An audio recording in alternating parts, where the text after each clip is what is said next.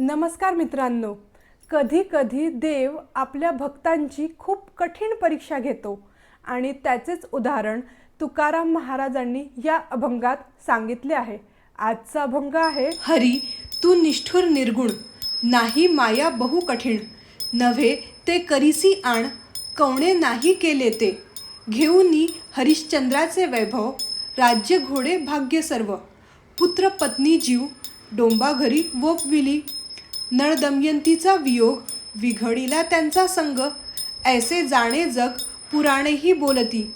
राजा शिबी चक्रवर्ती, कृपाळू दयाळू भूपती. तुडविले अंती, तुडे मास तयाचे.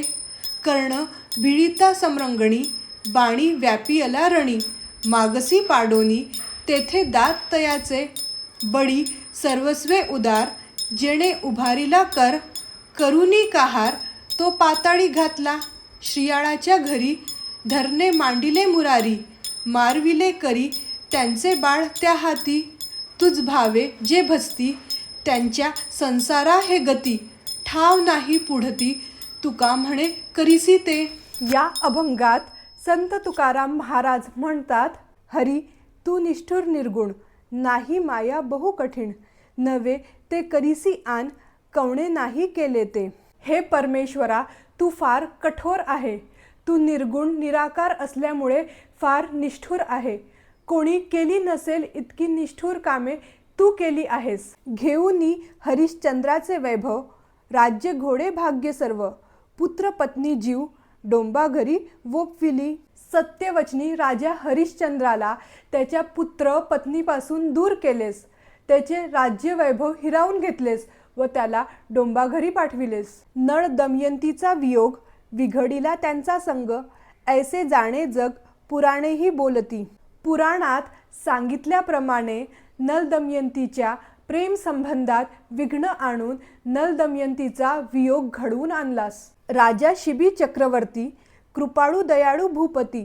तुडविले अंती, तुडे मास तयाचे. कृपाळू दयाळू शिबी राजाला त्याच्या मांडीचे मांस कापायला लावून त्याची परीक्षा घेतलीस. कर्ण भिळता समरंगणी, बाणी व्यापियला रणी. मागसी पाडोनी, तेथे दात तयाचे.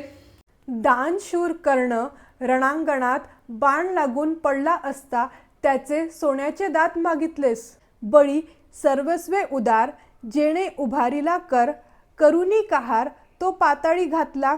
ज्या बळीराजाने तुला पृथ्वीचे, स्वर्गाचे, आकाशाचे राज्य दिले, त्याला कपटनीतीने पाताळात गाडलेस. श्रियाळाच्या घरी, धरणे मांडिले मुरारी.